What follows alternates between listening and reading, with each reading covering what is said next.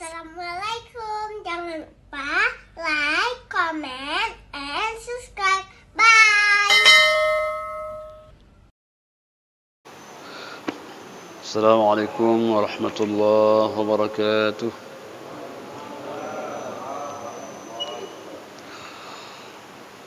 Alhamdulillah. Alhamdulillahilladzi an'amana bi ni'matil iman wal islam. Wassalatu wassalamu ala sayyidil anam nabiyyina wa habibina Muhammadin sallallahu alaihi wasallam. Allahumma la ilma lana illa ma 'allamtana. Allahumma 'allimna ma yanfa'una wanfa'na bima 'allamtana innaka antal 'azizul hakim. فقال تعالى في كتابه الكريم وهو أصدق القائلين وبهديه يهتدي المهتدون. أعوذ بالله من الشيطان الرجيم. بسم الله الرحمن الرحيم. يا أيها الذين آمنوا قوا أنفسكم وأهليكم نارا وقودها الناس والحجارة عليها ملائكة غلاظ شداد لا يعصون الله ما أمرهم ويفعلون ما يؤمرون. Alhamdulillah, marilah kita awali pertemuan pada kesempatan yang sangat mulia ini dengan bersyukur akan nikmat Allah Subhanahu wa taala atas kesempatan hidup dan kesempatan kita untuk bertaubat akan kesalahan yang pernah kita kerjakan, karena tidak ada manusia yang tidak berdosa kecuali para al-anbiya wal mursalin. Kullu bani Adam khata'un wa khairul khata'in at-tawwabun. Setiap anak manusia pasti ada salahnya, dan sebaik-baik orang yang berbuat salah mereka yang bertaubat kepada Tuhannya. Selawat bering salam adalah sama-sama kita sampaikan kepada junjungan alam baginda Rasulullah sallallahu alaihi wasallam, manusia yang terbaik di atas muka bumi ini, yang belumlah boleh masuk ke dalam syurga sebelum baginda masuk ke dalamnya. Betapa bahagia kita kalau di kesempatan itu dapat bersua dengan beliau dan mendapatkan syafaatul kubra, merupakan hadiah yang sangat istimewa di hari la yanfa'u malu wa la banun illa man atallaha biqalbin salim. Tidak akan ada lagi manfaat harta benda kecuali orang yang datang menghadap dengan membawa hati yang sehat. Hamba Allah jemaah yang dirahmati Allah Subhanahu wa taala, tanda orang yang berhati baik itu adalah orang yang selalu beranggapan baik kepada orang lain. Jadi itulah kemurnian jiwa, karena tidak pernah berburuk sangka kepada orang lain, sehingga dengan siapapun ia bisa berbaik, hatta dengan orang yang tidak baik. Maka bab hari ini adalah bab wujubi silaturrahim, bab tentang kewajiban membangun silaturrahim. Itu bukan hanya anjuran, tapi itu adalah kewajiban. Jemaah dirahmati Allah Subhanahu wa taala, حدثنا موسى بن إسماعيل قال حدثنا ضمضم بن عمرو الحنفي قال حدثنا كليب بن منفعة قال جدي kata kakekku, ya Rasulullah, wahai Rasulullah, man abarru, siapakah orang yang paling berhak saya berbuat baik? Dalam dunia ini ada 7 miliar manusia, siapakah yang paling berhak saya berbuat baik? Qala ummuka, pertama adalah ibu. Ummaka wa abaka, dan ayahmu. Wa ukhtaka, saudarimu. wa akhaka dan saudara, wa maulaka alladhi yalidhaka dan orang-orang budak yang berada di bawah naungan. Haqqun wajibun, satu hak yang wajib, wa rahimun mausulatun dan rahim yang harus disambung. Jadi jemaah dirahmati Allah, seakan baginda sallallahu alaihi wasallam sedang mengurutkan siapakah orang yang paling berhak untuk kita sambung hubungan dalam dunia ini. Baginda sallallahu alaihi wasallam mengawali dengan ummaka, dengan ibumu. Maka bahasa Arab ibu itu kalau kita terjemah adalah al-marja', tempat kembali. Ibu. Hatta dalam bahasa Indonesia ibu itu adalah tempat kembali.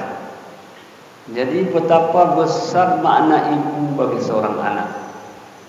Jadi oleh karena itu jemaah dirahmati Allah, memang orang sering menyebut yatim. Tetapi pula orang yang buntu itu, orang yang ketiada ibunya itu juga suatu hal yang patut untuk kita perhatikan. Maka Nabi menyebut pertama adalah ummaka, ibumu. Dalam hadis yang lain ketika Nabi ditanya, man ahaqqu an abar, siapakah orang yang paling harus saya berbuat baik? Nabi menjawab ummaka, ibumu. Summa ayyu, siapa lagi ya Rasul? Ummaka, ibumu. Summa ayyu, siapa lagi ya Rasul? Ummaka, ibumu. Kemudian baru abuka atau abaka. Jadi ummaka, ummaka, ummaka, kemudian baru abaka. 3/4 hak adalah milik ibu, 1/4 hak adalah milik ayah. Kita sebagai ayah tidak boleh bersedih hati karena perjuangan ibu, perjuangan yang tak akan pernah selesai. Mengorbankan ketika melahirkan, banyak ibu yang meninggal dunia. Belum lagi 9 bulan dalam kandungan, kemanapun beliau kita dibawa. Dan walaupun anak tak pernah ingat akan jasa ibu, tapi ibu tak pernah bisa melupakan anak. Kita merasakan itu. Anak boleh sudah tua, bagi ibu anaknya masih kecil. Kalau beliau masih hidup, masih nelpon anaknya. Kalaupun anak tak mau datang kepada ibu, tapi ibulah yang datang kepada anak. Begitulah kira-kira bagaimana emosional seorang ibu akan seorang anak. Maka oleh karena itu janganlah sia-sia kita sia-siakan. Belum lagi kita berkisah tentang Jurayj. Jurayj siapa yang enggak tahu? Orang yang saleh, yang kuat ibadahnya. Barangkali juga pernah kita bercerita tentang itu. Dan itu hadis Nabi sallallahu alaihi wasallam. Karena Jurayj adalah orang ahli ibadah, kecillah kesempatan untuk menjenguk ibunya. Ditunggu dan menanti, tak pernah kunjung datang Jurayj datang kepada ibunya, tapi kali ini ibulah yang datang bertemu dengan Jurayj. Tak kala sampai ke rumah Jurayj, itu adalah gubuk. Rumah tapi adalah gubuk. Kenapa? Karena Jurayj adalah orang yang zuhud, hidupnya untuk ibadah. Maka jemaah dirahmati Allah, panggillah Jurayj oleh ibunya. Jurayj, panggilan, tapi Jurayj berada di dalam salatnya. Maka ragulah ia, apakah dia akan melanjutkan salat hubungan dengan Tuhannya, ataukah harus menjawab panggilan ibu satu-satunya orang yang tak boleh dia lupakan. Bimbanglah dia antara dua hal ini. Tapi kemudian dia putuskan, ini saya harus mengutamakan hubungan saya dengan Allah Subhanahu wa ta'ala. Lanjut dalam salat. Ibunda panggil kedua kalinya, panggil ketiga kalinya, tetesan air mata, ya Allah tunjukkan kekuasaan kepada anakku Jureij. Nampakkan dalam mataku akan kekuasaan betapa aku sayang padanya, tapi dia pun tak mau menjawab panggilan. Bayangkan orang ahli ibadah. Jemaah dirahmati Allah Subhanahu wa taala, singkat cerita bahwa Jureij kemudian ada seorang perempuan yang gadis, katakanlah begitu, yang dia kurang akhlaknya, dia menggoda Jureij untuk berbuat sesuatu yang tidak betul. Tapi ahli ibadah masuk dia ke kamar Jureij, karena tentu Jureij ini gubuk yang tidak ada kuncinya. Dia goda, bahkan dia lepaskan pakaiannya, tak pula Jureij bergeming dengan ibadahnya. Hatta dengan rahmatullah, malu si perempuan ini, maka bertemulah dengan seorang pengembala, berzinalah dengan mengembala itu, lalu lahirlah seorang bayi. Lalu dia katakan kepada masyarakat, kamu tahu siapa Jureij itu? Orang saleh tak? Inilah kerjanya. Ini anak, hubungan aku dengan dia.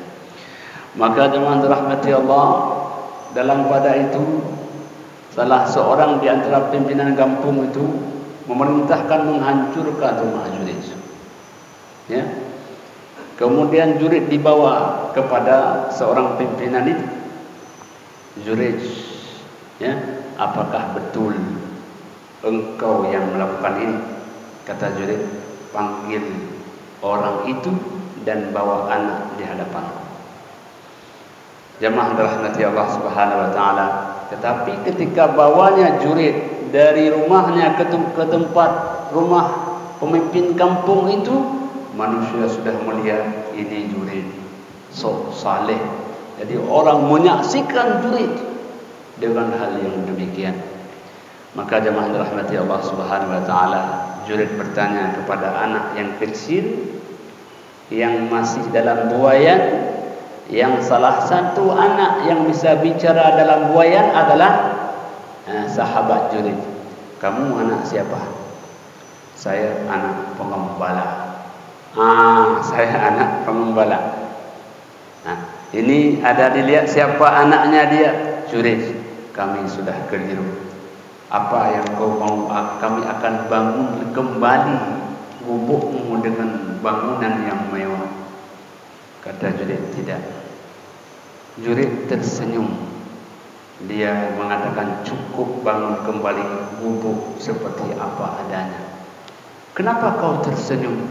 Karena saya tahu ini adalah akibat aku tak berbuat baik kepada ibuku.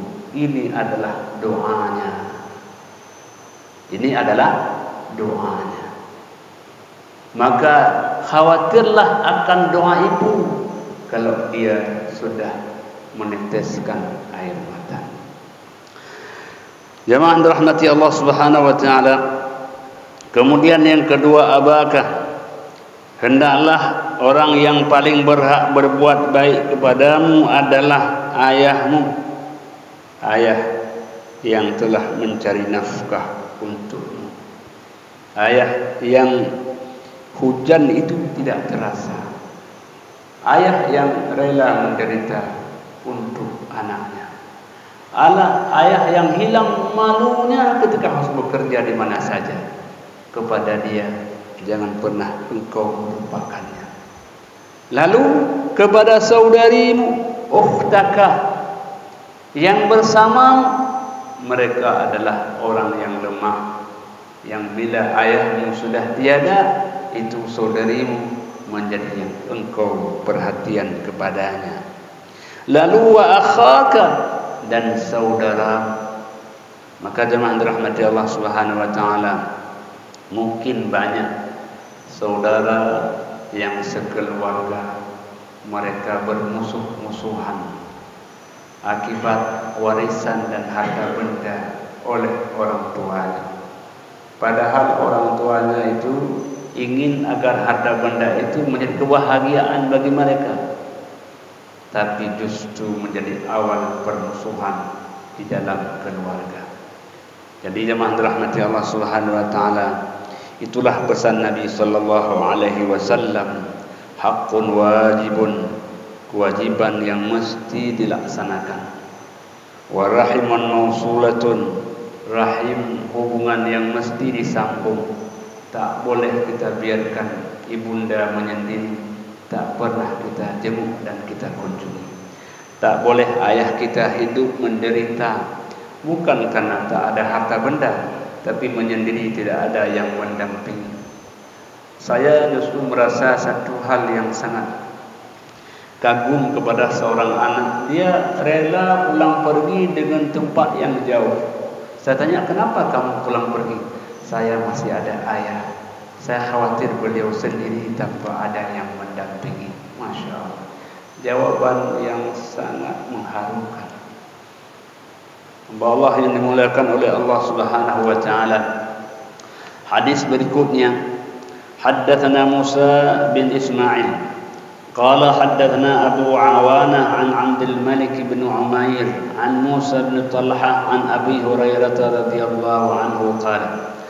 Ada satu riwayat dari Abu Hurairah radhiyallahu anhu di mana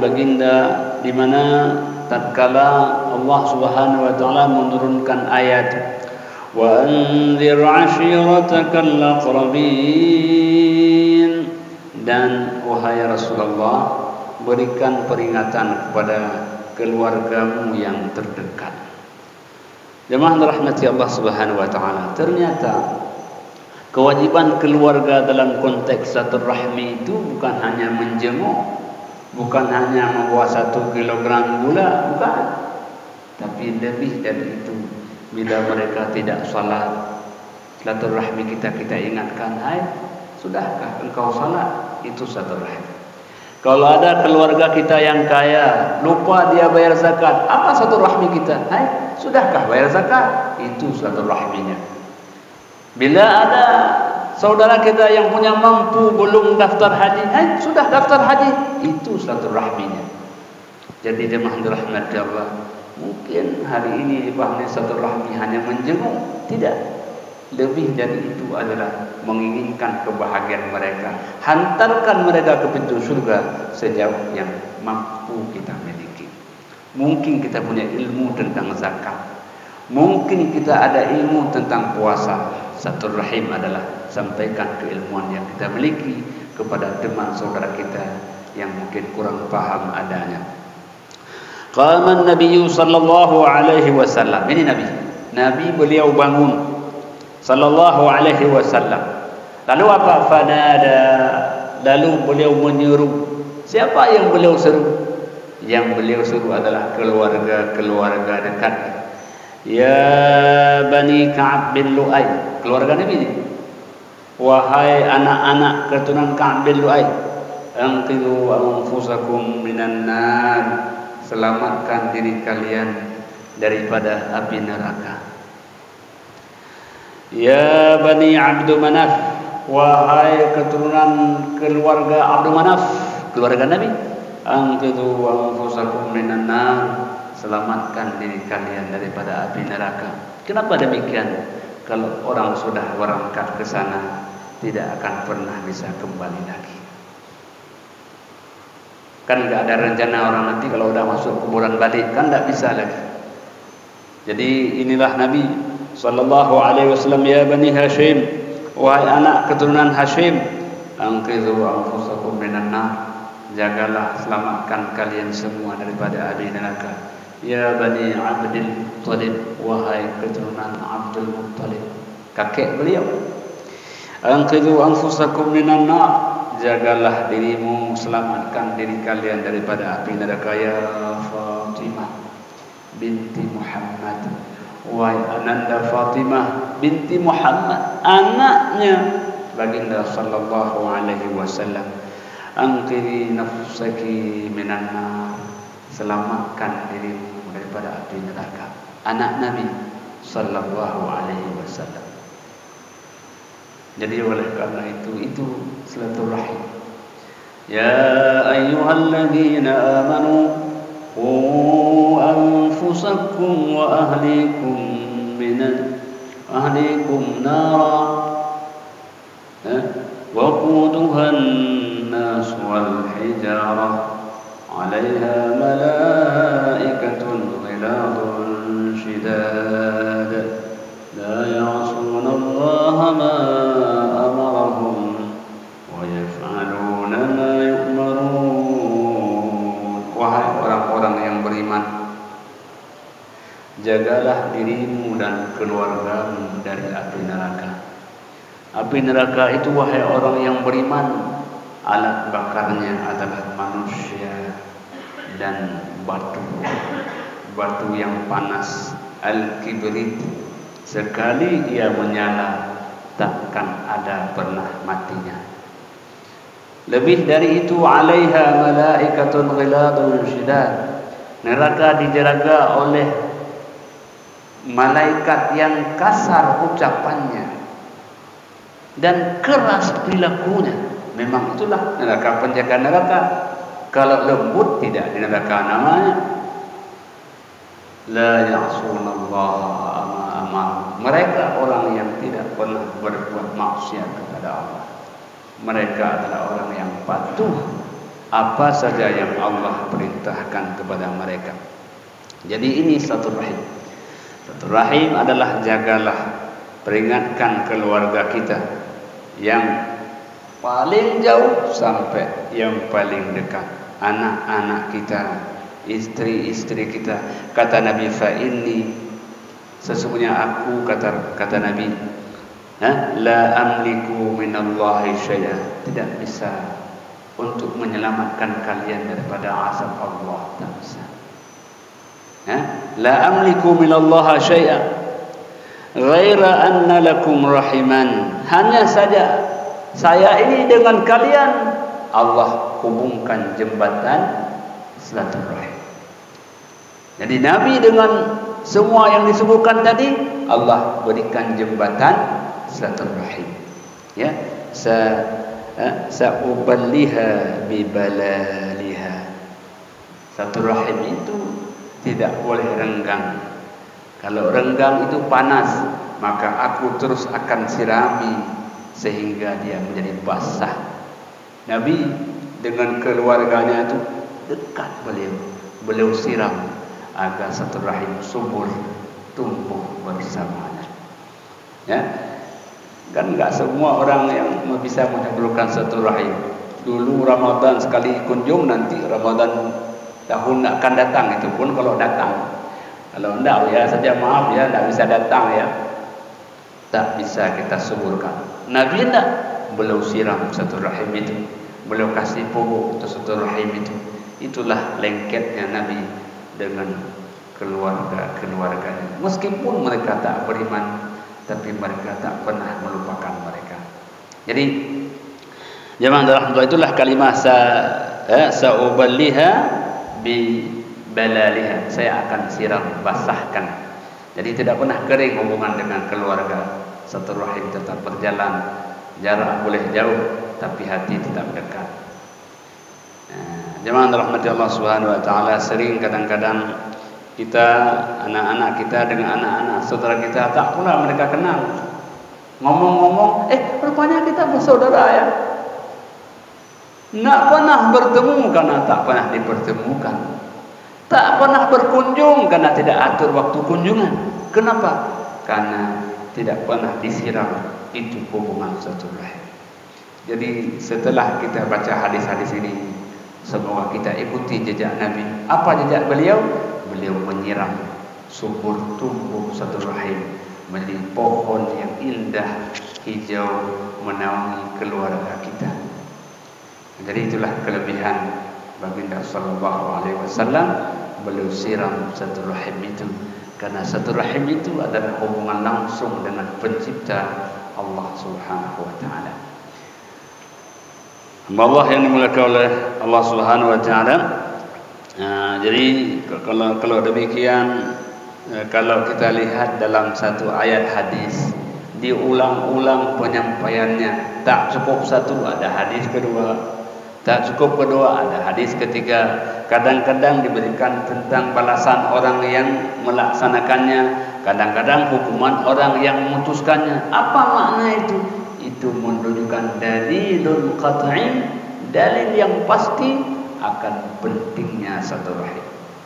Ya, jadi banyak sekali hadis-hadis itu, dan kita lanjutkan pada hadis berikutnya. Haddatsana Abu Nu'aim qala haddatsana Amr bin Abdullah bin Muhib qala sami'tu Musa bin Talhata yadhkur an Abi Ayyub al-Ansari. Abu Ayyub al-Ansari jadi pernah bercerita beliau, dan kemudian beliau menyampaikan kepada orang lain apa ceritanya. Ceritanya adalah anna Arabiyan, seorang badui datang dari jauh. Datang jauh. Kemana datang? Datang bertemu Nabi. Untuk apa bertemu Nabi? Araba lin Nabi sallallahu alaihi wasallam fi masirihi, nampak kepada baginda bagaimana perjalanan beliau dari ujung sana, jauh dari kota, datang untuk bertemu baginda sallallahu alaihi wasallam. Apa tujuan datangnya itu? Faqal, ya, beliau bertanya, akhbirni ma yuqarribuni minal jannah. Wahai Rasulullah, ceritakan kepadaku satu amalan yang amalan itu mendekatkan aku dengan surga. Kalau sudah dekat dengan surga, masuk tak? Masuk. Karena kalau masuk mesti dekat dulu, ya. Demikian pula dekat dengan neraka. Kalau sudah dekat, mungkin masuk juga. Maka pertanyaannya, ya Rasulullah, apa amalan yang mendekatkan aku dengan surga? Jemaah dirahmati Allah Subhanahu wa taala, baginda sallallahu alaihi wasallam menjawab dengan bahasa yang tegas. Kata beliau, ta'budullah. Pertama adalah engkau beribadah kepada Allah. Kalau ingin dekat dengan surga, poin pertama adalah engkau beribadah kepada Allah Subhanahu wa taala. Karena puncak aktivitas kegiatan kita adalah ibadah. Wa ma khalaqtul jinna wal insa illa liya'budun. Kita tidak ada kalau bukan ibadah karena ada. Karena ibadah itulah kita ada. Kalau kita tak beribadah, seakan adanya kita sepertinya tidak ada. Kalau tak karena ibadah, maka kita yang ada seakan-akan tidak ada. Itulah eksistensi keberadaan ibadah di dalam kehidupan kita. Yang kedua apa? Wala tusyriku bihi syai'an. Janganlah engkau mensyarikatkan Allah dengan sesuatu. Inna salati wa nusuki wa mahyaya wa mamati lillahi rabbil alamin. Semua apapun yang kita kerjakan, persembahkan semata-mata karena Allah. Kalau karena Allah kita berbuat, manusia akan cinta kepada kita. Jadi oleh karena itu jemaah dirahmati Allah, yang kedua, janganlah engkau menyekutukan Allah dengan sesuatu. Yang ketiga, kata Nabi, perbuatan yang mendekatkan surga, wa tuqimus shalah. Engkau tegakkan salat. Bukan wa tusallun. Kalau wa tusallun, mungkin sekali kamu salat, besok lusa sudah tidak salat. Tapi salat yang kau laksanakan, salat yang tegak. Hari ini, esok, lusa, dan seterusnya. Wa'bud rabbaka hatta ya'tiyakal yaqin. Ibadahmu tidak boleh terputus. Kapan boleh berhenti? Kalau ajal sudah menjemput ini. Itulah akhir ibadah. Maka setiap kali kita salat, ya, Nabi pesankan, salli salatan muwadda'. Salatlah engkau seakan salat yang terakhir kalinya. Ada orang pulang ke masjid, itulah yang terakhir, tidak boleh lagi itu. Pernah juga suatu hari salah seorang jamaah habis salat Jumat, tidur beliau, tidur untuk tidak bangun kembali. Dibangun, beliau tidur dalam dunia, beliau bangun di dalam alam kuburan. Di sanalah beliau akan dibangunkan kembali. Jadi itulah makna jemaah dirahmati Allah. Pentingnya tuqimus salat, mendirikan salat, dan orang yang dekat dengan salat, orang yang dekat dengan surga. Kemudian yang keempat kata Nabi apa? Wa tu'tiz zakah. Engkau tunaikan zakat harta yang 2,5%. Janganlah pernah bakhil, karena 2,5% yang kau berikan 200% Allah akan kembalikan. Unfiq alaika, berikan, aku akan kembalikan kepadamu. Jadi oleh karena itu, kalaupun kita tak punya zakat, kita punya sedekah. Berilah semampu adanya, karena memberi artinya itu akan kembali. Memberi bukan untuk memberi bermakna akan kembali. Lah maknanya semakin banyak kita memberi, semakin banyak pula akan kembali. Jemaah dirahmati Allah Subhanahu wa taala. Kemudian yang kelima, amal yang mendekatkan kepada surga adalah watasilur rahimah, dan engkau menyambung hubungan silaturahim. Setelah itu beribadah kepada Allah, setelah tidak mensyarikatkan Allah, setelah salat engkau tegakkan, setelah zakat engkau tunaikan, apalagi ya Rasul? Jangan lupa ya, engkau sambungkan hubungan silaturahim. Artinya bagaimanapun indah salat zakat, kalau rahim itu terputus, itu penghalang untuk tak boleh masuk ke dalam surga. La yadkhulul jannata qati'an, tak boleh masuk surga orang yang memutuskan hubungan silaturahim. Tak penting siapa salah, yang penting kalau rahim terputus, itu adalah penghalang masuk ke dalam surga. Jadi oleh karena itu jemaah dirahmati Allah, jangan ada hati yang terluka, jangan ada jiwa yang merana gara ucapan dan perbuatan kita, maka obatilah hati yang luka itu dengan olesan silaturahim itu. Semoga jalan titian ke surga itu tidak ada hambatan adanya. Masih ada kesempatan untuk memperbaiki, masih ada tip-ek untuk menghapus kembali, karena kita masih hidup dan Allah masih beri kesempatan untuk itu. Jemaah dirahmati Allah Subhanahu wa taala, segalanya sebelum terlambat. Segalanya sebelum terlambat. Kalau sudah masuk ke rumah sakit, kalau sudah jantung kita sudah pada angka yang sudah tidak lagi normal, semakin kecil harapan agar kita bisa menyambung hubungan silaturahim. Maka sekarang kesempatan masih ada. Nah itulah, apalagi sudah mendekat hari raya Idul Adha. Jadikan momen terbaik untuk menyambung silaturahim. Siapa tahu dulu pernah orang yang gara-gara ucapan pernah menyakiti hati dia, maka inilah kesempatan terbaik untuk mengobati kembali luka yang pernah ia derita. Jemaah dirahmati Allah Subhanahu wa taala, itu hadis Nabi sallallahu alaihi wasallam. Ya, hadis Nabi sallallahu alaihi wasallam. Maka oleh karena itu Nabi kepingin kita semua agar menjadi orang-orang yang saling bersaudara. Wa qulu ibadallahi ikhwana, jadilah kalian hamba-hamba yang saling bersaudara. Siapapun itu adalah saudara kita. Ya, saudara nasabiah, ya saudara ukhuwah, jadikan dia saudara-saudara kita agar kita hidup bisa bahagia. Jemaah dirahmati Allah Subhanahu wa taala, haddatsana Ismail bin Abi Uwais qala haddatsani Sulaiman ibn Bilal an Muawiyah bin Abi Muzarrid an Sa'id bin Yassar an Abi Hurairah radhiyallahu anhu anna Rasulullah sallallahu alaihi wasallam qala, baginda sallallahu alaihi wasallam bersabda. Apa sabda beliau? Khalaqallahu azza wa jalla al-khalqa, Allah Subhanahu wa taala menciptakan makhluk. Ya, Allah Subhanahu wa taala itu disebut dengan ni'matul ijad. Allah adakan sesuatu yang sebelumnya tidak ada.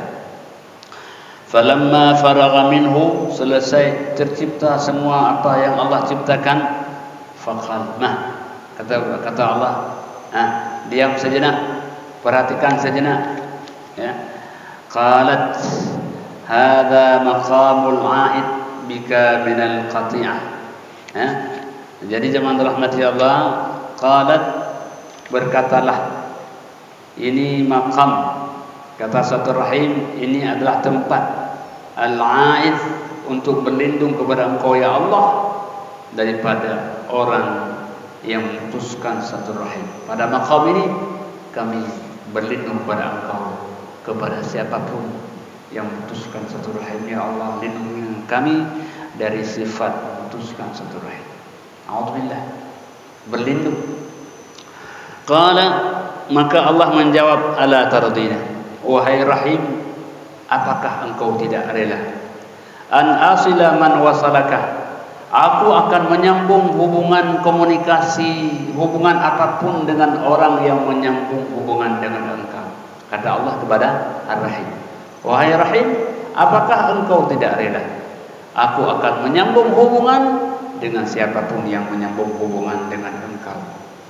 Wa aqta'u man qata'aka, dan akan aku putuskan hubungan siapapun yang putuskan hubungan dengan engkau.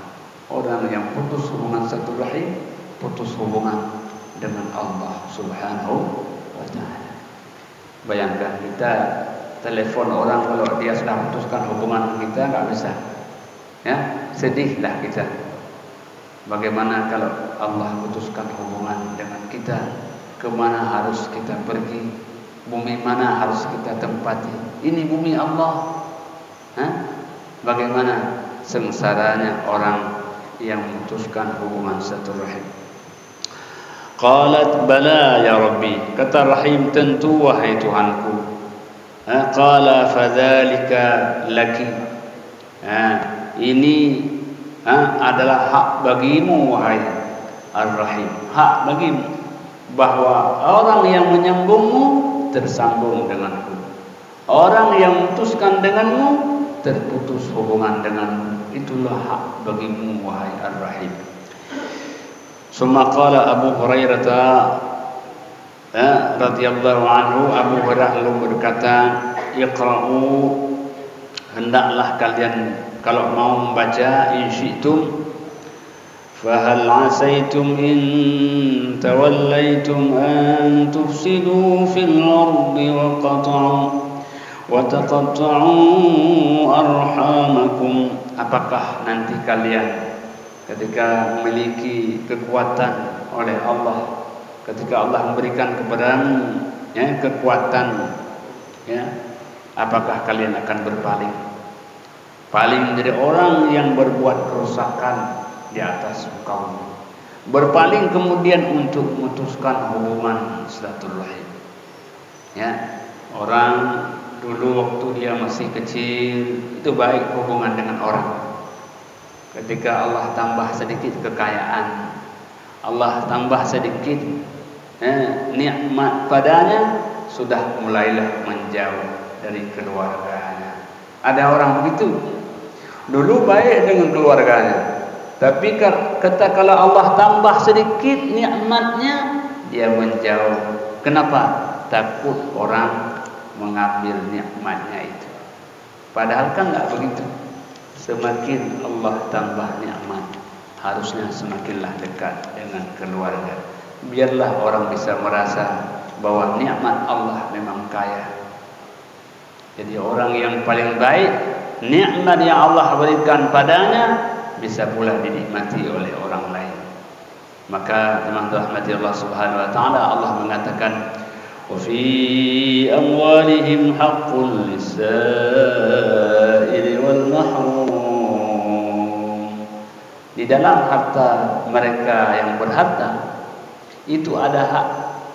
Hak siapa? Hak mereka yang meminta-minta dan hak mereka yang tidak meminta. Katanya, apa urusan hak orang pada harta saya? Kan begitu. Ya. Kalau kita jualan, kita pedagang mesti ada pembeli, kan begitu. Kalau dagang sendirian enggak ada pembeli bagaimana? Kan enggak bisa. Kalau kita mengajar mesti ada yang mendengarkan. Jadi semua pekerjaan kita ini ada hubungan dengan orang lain. Karena orang lainlah kita bisa bahagia. Karena orang lainlah kita bisa sukses dan berhasil. kesuksesan seseorang adalah jasa dan kontribusi banyak orang yang lain. Lahir pula kita ke dunia ini kan bukan karena kita. Itu ada orang tua kita, ada bidan yang mendampinginya, ada nenek datang di kampung. Kita lahir adalah jasa orang-orang lain. Maka orang yang terbaik, orang yang tak pernah melupakan kebaikan-kebaikan orang lain. Ya, jadi itu jemaah rahmat Allah. Jadi oleh karena itu, dalam harta kita ada hak orang lain. Kenapa? Karena mereka kita menjadi kaya. Karena doa mereka kita jadi bahagia. Karena mereka lah kita bisa senyum dan sapa. Ini luar biasa. Jadi oleh karena itu, orang yang paling baik, orang bisa berkontribusi kepada orang lain. Orang yang paling baik, orang yang dirindukan kehadirannya. Kalau dia nggak datang, rasa rindu. Apa maknanya? Inilah makna kebaikan seseorang. Orang mungkin tak mengharap hartanya, tapi mengharap dirinya hadir. Nabi kan tidak punya harta yang banyak, tapi mereka mengharapkan baginda, karena betapa baginda menjadi aset luar biasa bagi orang yang hidup bersamanya. Nah, jemaah dirahmati Allah Subhanahu wa taala. Jadi ini poin bahwa betapa satu rahim ini sangat erat hubungan kita dengan Allah Subhanahu wa taala. Hadis yang berikutnya jemaah rahmati Allah, haddatsana Al-Humaidi qala haddatsana Sufyan an Abi Sa'ad an Muhammad bin Abi Musa an Ibn Abbas radhiyallahu anhuma. Hadis dari Abdullah bin Abbas radhiyallahu anhuma. Abdullah bin Abbas yang rahmati Allah seorang ahli tafsir, seorang anak muda yang pernah didoakan oleh baginda sallallahu alaihi wasallam. Doa Nabi kepada beliau adalah Allahumma faqihhu fid din wa 'allimhu bit ta'wil. Ya Allah, jadikan ini anak muda ini orang yang paham agamanya. Ya Allah, ajarkan ia akan makna tafsir Al-Quran. Jadi ada iktibas tafsir Ibnu Abbas yang luar biasa. Jadi anak-anak muda yang saleh, yang taat menjadi dambaan semua manusia. Karena muda orangnya dekat dengan Tuhannya, bahagialah orang tuanya dan juga masyarakat yang ada di sekitarnya. Jemaah rahmat Allah Subhanahu wa taala, qala Ibnu Abbas mengatakan, beliau membacakan satu ayat Allah Subhanahu wa taala dalam surah Muhammad ayat 22, wa atidhal qurba haqqahu wal miskina wa banas sabil. Hendaklah engkau berikan. Kalau beri mesti punyalah. Ya, karena faqidu syai' la yu'ti. Orang yang tak punya macam mana dia beri? Berarti kalau berikan kalau kau punya. Kalau kau punya harta, punya kelebihan, maka berikan. Kepada siapa yang paling dekat? Kepada dzal qurba, orang yang paling dekat denganmu. Sana ada orang tuamu, ada ayahmu, ada mamamu, orang yang paling dekat. Lalu setelah itu siapa lagi? Wal miskin, orang yang tak punya, orang yang miskin. Ya. Jadi kalau kita berikan kepada keluarga miskin, nilainya dua. Yang pertama nilai karena miskinnya, yang kedua nilai karena rahimnya. Dua. Nah, ini pulang kampung ada sedekah bawa sedikit. Kita berikan orang miskin dan keluarga, maka nilainya dua. Pertama nilai sedekahnya, yang kedua nilai silaturahimnya. Misalnya orang kalau pulang kampung, ya sudah ditunggu kehadirannya. Ya. Jemaah rahmati Allah, yang ketiga wa banas sabil, orang yang dalam perjalanan. Orang yang dalam perjalanan, ya, dengan berbagai maknanya. Ya, orang yang musafir, yang kehabisan bekalnya, orang yang mencari ilmu, yang kurang hartanya, kita punya, bantulah. Enggak bisa dengan bantu harta, ya bantu dengan doa. Tapi ini maknanya berikanlah kalau kita punya dalam bentuk harta. Qala bada'ah, kata beliau inilah permulaan. Bermula dengan punya harta, maka tebarkanlah harta itu kepada mereka. Keluarga yang terdekat pertama, orang miskin yang kedua, mereka yang dalam perjalanan yang ketiga. Ya, jadi berikan sedikit yang kita, bukan semuanya tentu, sedikit yang kita punya agar mereka bisa menikmati rahmat Allah yang telah Allah taburkan kepada kita. Ya, fa amaru bi aujabil huquq, maka diperintahkan hak yang paling dekat. Ya, jangan sampai ada orang tua yang tak makan karena anaknya tak pernah memberikan apapun. Jangan. Ya. Jadi yang paling dekat sampai kepada yang paling jauh. Wadallahu ala afdalil a'mal, dan telah diperintahkan, telah dibimbing oleh Allah apa? Amal yang paling afdal. Ya, kalau kita dekat dengan orang tua sampai pula kita telepon, "Mak, Mama mau makan apa?" Alah, kamu carilah makan yang lembek-lembek, Mama kan tak bisa makan. Cari. Ya. Yang kita bawa pulang itu adalah suatu rahim. Bukan hanya makanan, tapi adalah suatu rahim dengan orang tua kita. Tapi suatu saat nanti kita mau telepon, tapi telepon tak hidup lagi karena beliau sudah pergi meninggalkan alam yang fana ini. Teringat jasa kita masa lalu, bukan jasa. Teringat kenangan-kenangan mama kita kalau habis Isya ni ada sesuatu yang kita bawa pulang, tapi sekarang beliau sudah pergi. Mungkin hanya tetesan air mata teringat kepada kenangan-kenangan lama dan tidak akan pernah terulang kembali. Orang kalau pernah baik dengan orang tua, ketika orang tua tidak ada apa, dia hanya meneteskan air mata.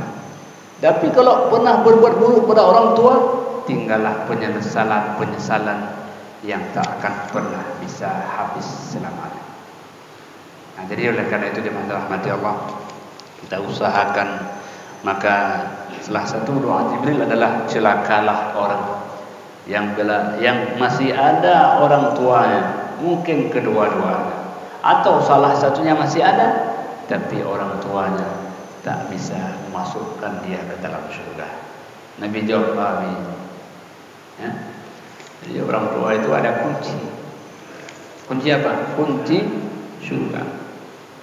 Yang punya orang tua minta kunci, ayah minta kunci. Kunci apa? Kunci surga. Minta kunci surga sama mama sama ayah. Karena memang ridallahu fi ridal walidaini wa sukhtullahi fi sukhtil walidain. Ridha Allah ada pada ridha orang tua, dan murka Allah pun karena murka kedua orang tua. Demikian yang dapat kami bacakan, hanya kepada Allah kita kembali. Hadanallahu wa iyyakum ajma'in. Wassalamualaikum warahmatullahi wabarakatuh.